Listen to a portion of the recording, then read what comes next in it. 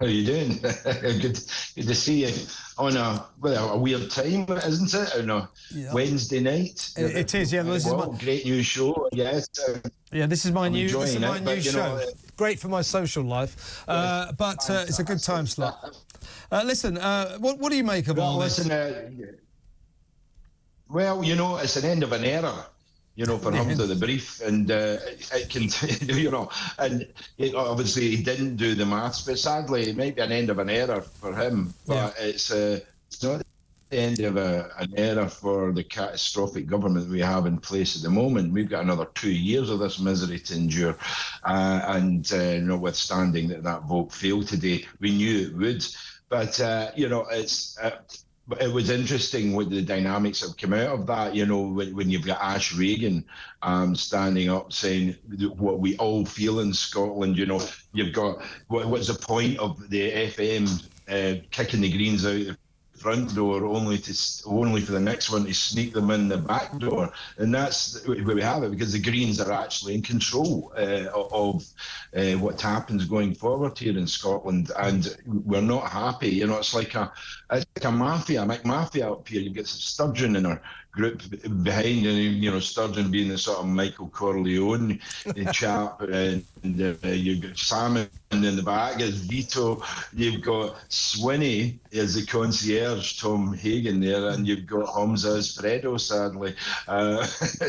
But we're not moving forward, and it's one thing about it, though, in all seriousness, that the last campaign for a leader was, between Kate Forbes and Humza, and it became really nasty and divisive, especially when they started bringing up Kate's strong religious beliefs. And I think it's appalling, as do many, many Scots, that her religious beliefs, which are quite devout, free church, is being used against her, even though she doesn't use these beliefs in the vote. Nobody brought up Humza Yousaf's religion. Nobody brought up Sturgeon's religion. If she's got one. Nobody brought up Salmon's, and nobody brought up Swinney's. I agree.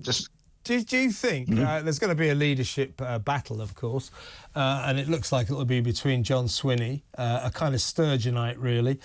Do we need a continuity candidate from that lot? I don't think so. Or Kate Forbes, a much more moderate person. If she won that leadership contest, might the SNP sort of regain a touch of common sense? SNP in general, no. A large part of it would, because she's the only one that seems to be talking sense and putting the people first before independence. And I do believe that she's got a grasp of the economy. She understands the needs of the people at this time. But, and maybe you hear it here first, Kev.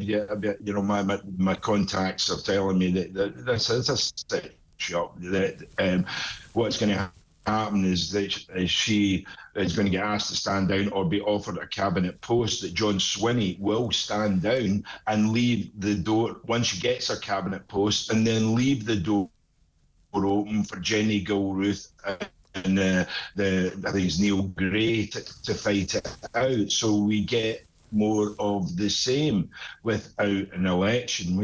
This is the Labour and lots in the opposition. Donald, let me ask you this, mate. We've got a dysfunctional government here, Yeah, no, absolutely. You go. Let me ask you this.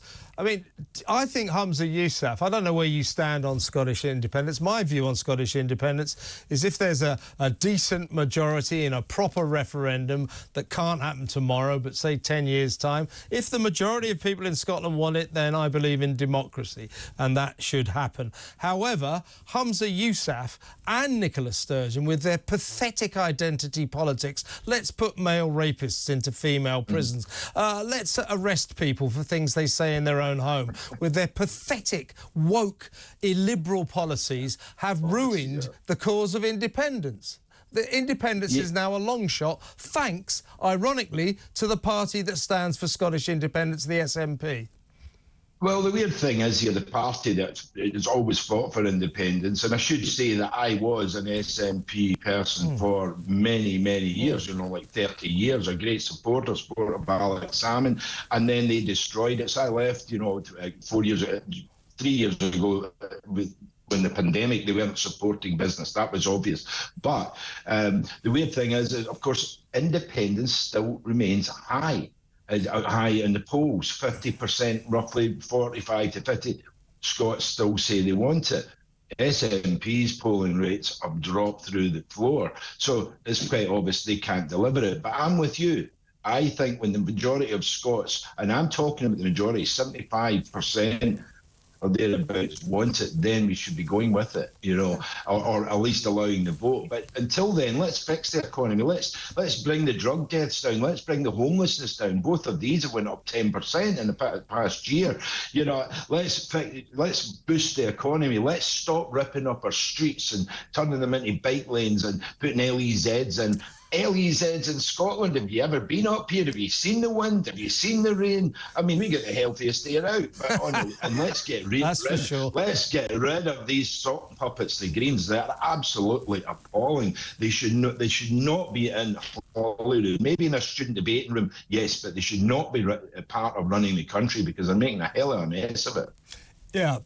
The Greens up there are very strange, aren't they? They believe in sort of trans children, giving them beta blockers. They reject the Cass report. No, puberty blockers. Yeah. Puberty blockers, no beta blockers. But, I mean, they want to infect our lives, the way we live our lives. Are Marxists. I think they do anything but talk about saving the planet. They just want to spend money and everybody to have the same amount of money, which is basically zero. Listen, Donald, try to sum up. We've just got a couple of minutes left. Try to sum up what you think. Nicola Sturgeon. I mean, I'm a friend of Alex Salmond. I'm a great admirer of him, and I think he was a good leader of Scotland, a man who did want to govern the country properly. I mean, he's obsessed with independence. Why shouldn't he be?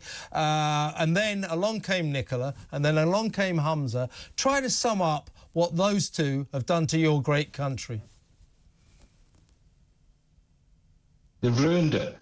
There's no summing up. They've ruined it. Progressively ruined. That's the progressive politics. The only progressive thing is they've ruined it. They've made it a divided.